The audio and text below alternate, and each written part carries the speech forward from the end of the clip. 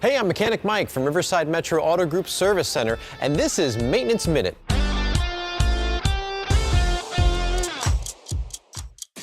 Every time you drive your car, your cabin air filter is working hard to make sure the air you breathe is clean and clear of pollutants like smoke, dust, and allergens.